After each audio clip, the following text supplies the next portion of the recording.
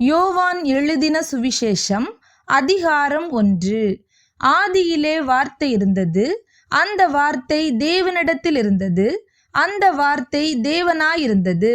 அவர் ஆதியிலே தேவனோடிருந்தார். சகலமும் அவர் மூலமாய் உண்டாயிற்று. உண்டானதொன்றும் அவராலே அல்லாமல் உண்டாகவில்லை. அவருக்குள் ஜீவன் இருந்தது. அந்த ஜீவன் மனுஷருக்கு ஒளியாயிருந்தது. அந்த ஒளி இருளிலே பிரகாசிக்கிறது. இருளானது அதை பற்றி கொள்ளவில்லை. தேவனால் அனுப்பப்பட்ட ஒரு மனுஷன் இருந்தான். அவன் பேர் யோவான். அவன் தன்னால் எல்லாரும் விசுவாசிக்கும்படி அந்த ஒளியை குறித்து சாட்சி கொடுக்க சாட்சியாக வந்தான். அவன் அந்த ஒளி அல்ல, அந்த ஒளியை குறித்து சாட்சி கொடுக்க வந்தவனாயிருந்தான். உலகத்திலே வந்து எந்த மனுஷனையும் பிரகாசிப்பிக்கிற ஒளியே அந்த மெய்யான ஒளி. அவர் உலகத்தில் இருந்தார்.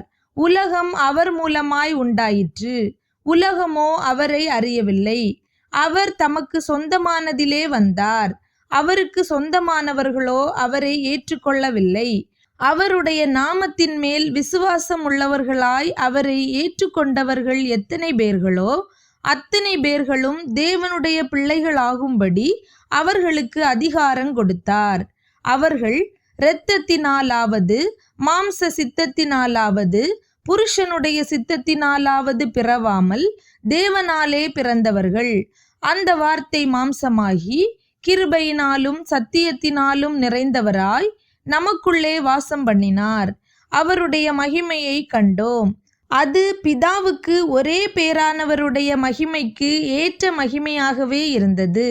யோவான் அவரை குறித்து சாட்சி கொடுத்து, எனக்கு பின் வருகிறவர் எனக்கு முன்னிருந்தவர், ஆகையால் அவர் என்னிலும் மேன்மை உள்ளவர் என்று நான் சொல்லியிருந்தேனே, அவர் இவர்தான் என்று சத்தமிட்டு கூறினான். அவருடைய பரிபூரணத்தினால் நாம் எல்லாரும் கிருபையின் மேல் கிருபை பெற்றோம். எப்படியெனில் நியாய பிரமாணம் மோசேயின் மூலமாய் கொடுக்கப்பட்டது. கிருபையும் சத்தியமும் இயேசு கிறிஸ்துவின் மூலமாய் உண்டாயின. தேவனை ஒருவனும் ஒரு காலும் கண்டதில்லை. பிதாவின் மடியில் இருக்கிற ஒரே பேரான குமாரனே அவரை வெளிப்படுத்தினார். எருசலேமிலிருந்து யூதர்கள் ஆசாரியரையும் லேவியரையும் யோவானிடத்தில் அனுப்பி, நீர் யார் என்று கேட்டபொழுது அவன் மறுதலியாமல் அறிக்கையிட்டதுமன்றி நான் கிறிஸ்து அல்ல என்றும் அறிக்கையிட்டான். அப்பொழுது அவர்கள், பின்னை யார், நீர் எலியாவா என்று கேட்டார்கள். அதற்கு நான் அவன் அல்ல என்றான். நீர் தீர்க்கதரிசியானவரா என்று கேட்டார்கள். அதற்கும் அல்ல என்றான். அவர்கள் பின்னும் அவனை நோக்கி, நீர் யார், எங்களை அனுப்பினவர்களுக்கு நாங்கள் உத்தரவு சொல்லும்படிக்கு உம்மை குறித்து என்ன சொல்லுகிறீர் என்று கேட்டார்கள். அதற்கு அவன், கர்த்தருக்கு வழியை செவ்வை பண்ணுங்கள் என்று ஏசாயா தீர்க்கதரிசி சொன்னபடியே நான் வனாந்தரத்திலே கூப்பிடுகிறவனுடைய சத்தமாயிருக்கிறேன் என்றான்.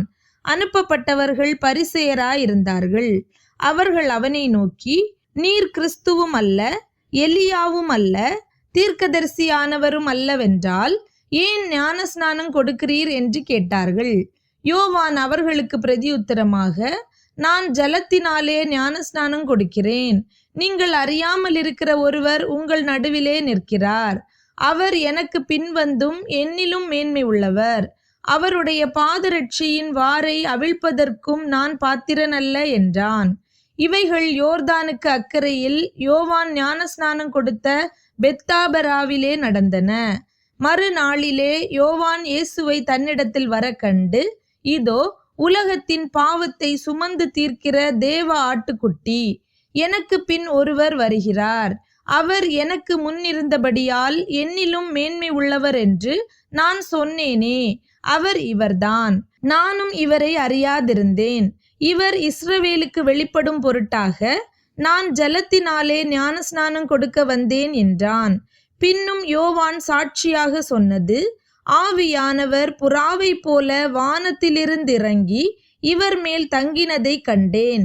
நானும் இவரை அறியாதிருந்தேன். ஆனாலும் ஜலத்தினால் ஞானஸ்நானம் கொடுக்கும்படி என்னை அனுப்பினவர், ஆவியானவர் இறங்கி யார் மேல் தங்குவதை நீ காண்பாயோ அவரே பரிசுத்த ஆவியினால் ஞானஸ்நானம் கொடுக்கிறவர் என்று எனக்கு சொல்லியிருந்தார். அந்தபடியே நான் கண்டு, இவரே தேவனுடைய குமாரன் என்று சாட்சி கொடுத்து வருகிறேன் என்றான். மறுநாளிலே யோவானும் அவனுடைய சீஷரில் 2 பேரும் நிற்கும்போது இயேசு நடந்து போகிறதை அவன் கண்டு, இதோ தேவ ஆட்டுக்குட்டி என்றான். அவன் அப்படி சொன்னதை அவ்விரண்டு சீஷரும் கேட்டு இயேசுவுக்கு பின் சென்றார்கள்.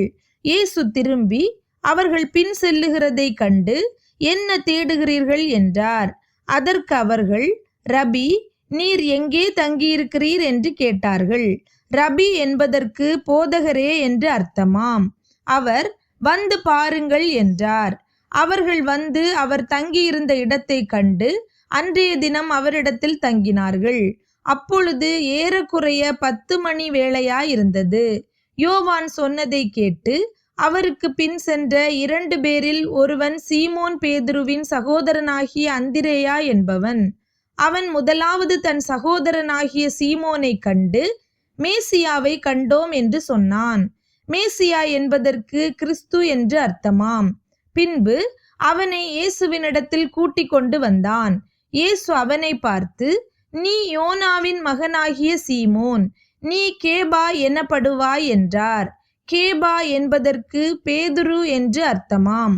மறுநாளிலே இயேசு கலிலேயாவுக்கு போக மனதாயிருந்து பிலிப்புவை கண்டு, நீ எனக்கு பின் சென்று வா என்றார். பிலிப் என்பவன் அந்திரேயா பேதுரு என்பவர்களுடைய ஊராகிய பெத்சாயிதா பட்டணத்தான். பிலிப்பு நாத்தான்வேலை கண்டு, நியாய பிரமாணத்திலே மோசேயும் தீர்க்கதரிசிகளும் எழுதியிருக்கிறவரை கண்டோம், அவர் யோசேப்பின் குமாரனும் நாசரேத்தூரானுமாகிய இயேசுவே என்றான். அதற்கு நாத்தான்வேல், நாசரேத்திலிருந்து யாதொரு நன்மை உண்டாக கூடுமா என்றான். அதற்கு பிலிப்பு, வந்து பார் என்றான். இயேசு நாத்தான்வேலை தம்மிடத்தில் வர கண்டு அவனை குறித்து, இதோ கபடற்ற உத்தம இஸ்ரவேலன் என்றார். அதற்கு நாத்தான்வேல், நீர் என்னை எப்படி அறிவீர் என்றான். இயேசு அவனை நோக்கி, பிலிப்பு உன்னை அழைக்கிறதற்கு முன்னே நீ அத்திமரத்தின் கீழிருக்கும் போது உன்னை கண்டேன் என்றார். அதற்கு நாத்தான்வேல், ரபி, நீர் தேவனுடைய குமாரன், நீர் இஸ்ரவேலின் ராஜா என்றான்.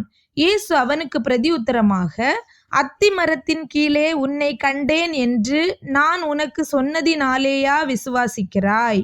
இதிலும் பெரிதானவைகளை காண்பாய் என்றார். பின்னும் அவர் அவனை நோக்கி, வானம் திறந்திருக்கிறதையும் தேவதூதர்கள் மனுஷகுமாரனிடத்திலிருந்து ஏறுகிறதையும் இறங்குகிறதையும் நீங்கள் இது முதல் காண்பீர்கள் என்று மெய்யாகவே மெய்யாகவே உங்களுக்கு சொல்லுகிறேன் என்றார்.